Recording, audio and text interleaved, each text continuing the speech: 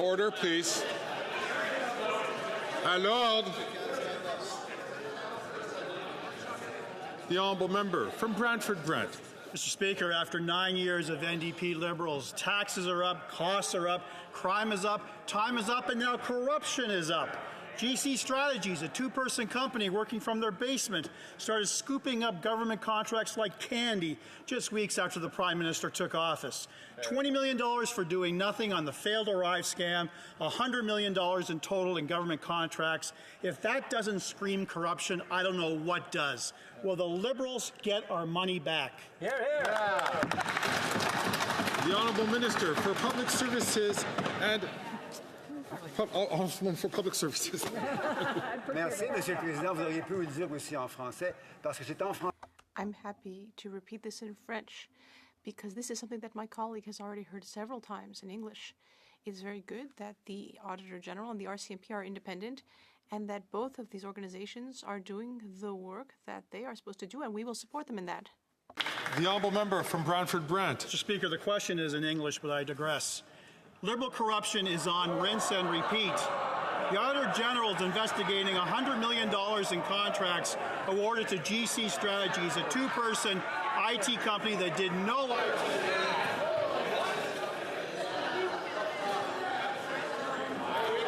Order.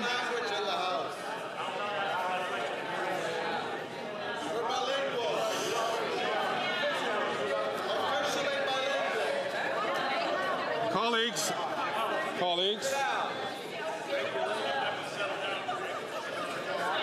Order, please.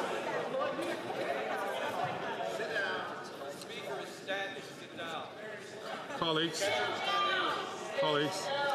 it's very important for us to, I'm going to ask the Honourable Member to start his question again from the top, but I'll ask the member, please sit down for a second. I'm going to ask, order please, order.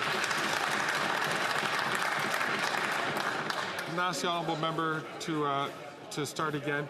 But it's a very important fact, it's a basic fact here, that questions can be asked in English or in French, and questions can be answered in English or in French.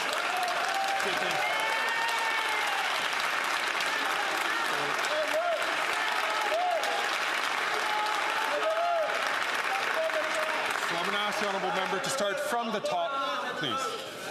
Corruption is on rinse and repeat. The Auditor General is investigating $100 million in contracts awarded to GC Strategies, a two-person IT company that did no IT work on the failed Arrive scam app. The RCMP has already raided the home of GC Strategies founder Christian Firth as part of an ongoing criminal investigation.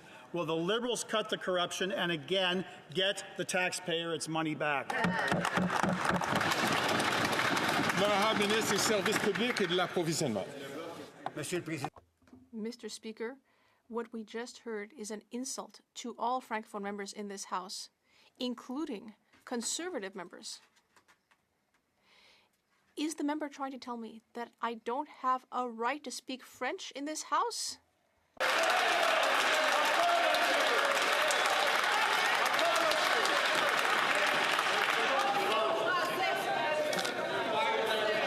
À l'ordre, s'il vous plaît. Order. Order. The Honourable Member from St. Albert, Edmonton.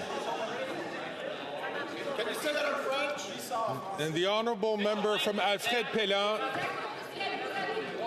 Order. L'honorable député de Lévis-Lotbinière. The Honourable Member for Lévis-Lotbinière. Thank you, Mr. Speaker. Well, the Liberals are continuing to obstruct justice by refusing to produce unredacted documents.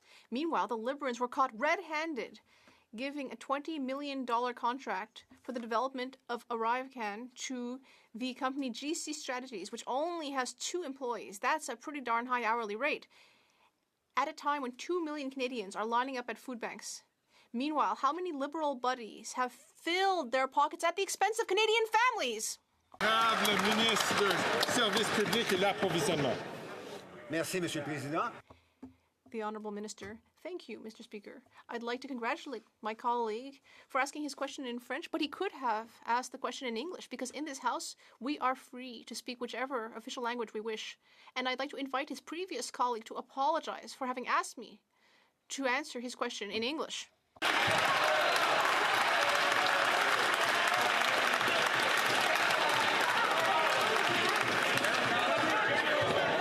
À l'ordre, s'il vous plaît.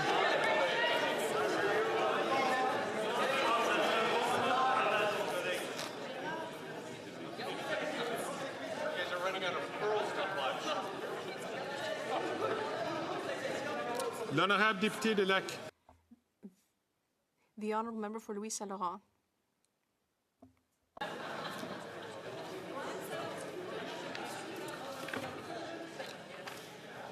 L'honorable député, the honourable member from Halifax West.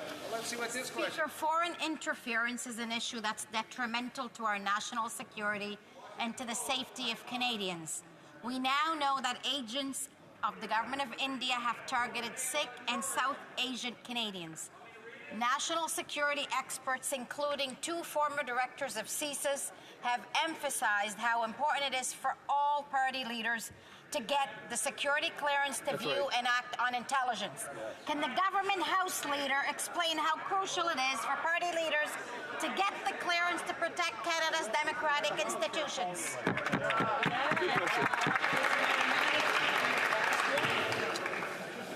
The honourable member from Niagara Falls, I'm going to ask him please to not take the floor unless he is being recognized by the Speaker. The Honourable Leader of the Government in the House of Commons.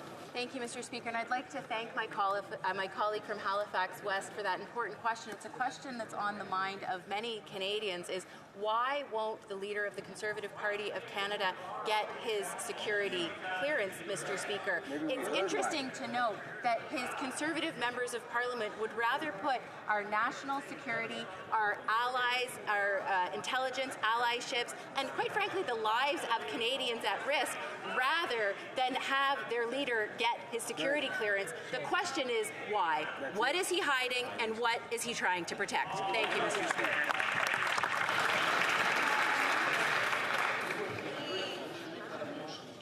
The Honourable Member for Nanaimo, Ladysmith. Mr. Speaker, this week the Liberals are destaffing 2 lighthouses along the coast of Vancouver Island without consultation. This jeopardizes emergency response, search and rescue, navigation, and more. Instead of supporting lightkeepers and the safety of our communities, the Liberals are choosing automated navigation systems. These cannot replace skilled people and sure don't hear distress cries. This move is dangerous. Will the Liberals halt this decision immediately and stop putting our coasts at risk? L'Honorable Ministre des Pêches et Océans et la... The Honourable Minister of Fisheries and Oceans. Thank you, Mr. Speaker. We are aware of the cultural and historic importance of these lighthouses. After a technical assessment carried out by the Coast Guard, it was determined that these lighthouses are no longer safe for staff. The safety and well-being of Coast Guard staff are our main priority, and I would like to reassure my colleague that navigational aids are functional to enable us to continue protecting sailors and coastal communities. The Honourable Member from Spadina, Fort York. Mr. Speaker, to the Minister of Immigration who intervened to stop a deportation order issued by his own department upheld by a federal court to protect a 5-time criminally convicted foreign national, is it his latest scheme to protect the IRGC by allowing them to falsely claim the refugees? Global News reported that refugee privacy is being exploited to hide behind closed-door proceedings. Why is his government continuing to make a mockery of Canada's legal and immigration systems? Mr. Speaker, is he the Minister of IRCC or the Minister for the IRGC? Oh, yeah.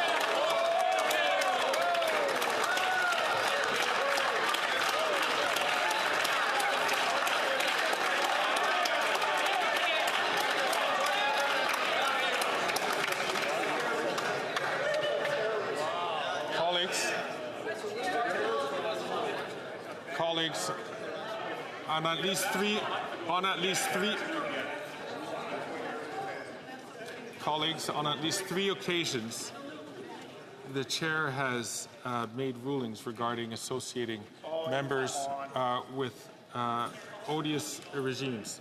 This has gone on all sides of the House, and now with an independent member. I'm going to ask the honourable member from Fort York, Spadina, Fort York, to withdraw those words of that last part of that question. The honourable member. Mr. Speaker, I withdraw. I thank the honourable member. The honourable Minister for Public Safety. Mr. Speaker, our colleague raised GC. Our government has been very clear. The Iranian government is a state sponsor of terrorism. We have said that consistently. And Mr. Speaker, our government took the unprecedented step to list the IRGC as a terrorist entity under the Criminal Code of Canada. Mr. Speaker, our colleague understands very well that nobody in this House is going to discuss specific immigration cases, but he should have been happy that we listed that odious organization as a terrorist regime in Canada. That's right.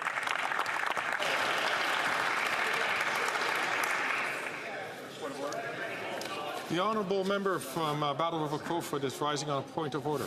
Thank you very much, Mr. Speaker. In the 2024 annual report to Parliament on immigration that was tabled earlier this day, we need to. I'm not asking for unanimous consent. However, I am asking for clarification from the chair, because in the information that was tabled, the printed version does not have Annex 4. However, there was a last-minute photocopy that was that seems to be inserted. So to you, Mr. Speaker, I am wanting to clarify which version of the report that the minister tabled earlier today was actually tabled, and whether or not the one that was tabled does have this last-minute photocopy with the numbers in it.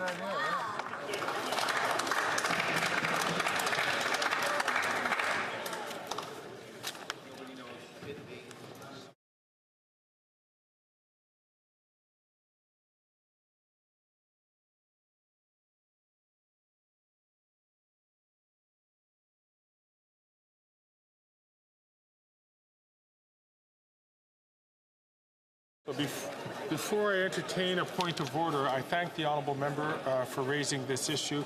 The chair will take that information and come back to the House. The honourable minister is rising on a point of order. Mr. Speaker, je pense que c'est très important. I think it's really important to note that we saw a lack of respect, a clear lack of respect at this House of Commons to inaudible.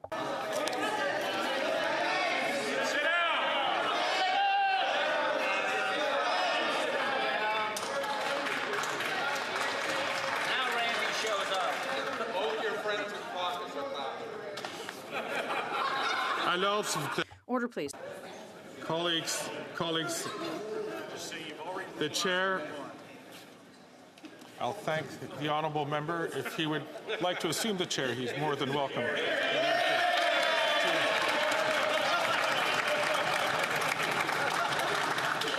Colleagues, the chair has already made a statement on this matter during question period. I see that the honourable member from Brantford Brant would like to rise in this place. The honourable member. Thank you, Mr. Speaker. On a point of order, in relation to the introduction of my second question, I made a reference to the question was originally in English. I was unable to hear the minister's response because of commotion in the House. My volume wasn't working correctly on my headpiece. That's why I made the reference. Clearly, I recognize, Mr. Speaker, that every member in this House is entitled to respond and ask questions in both official languages.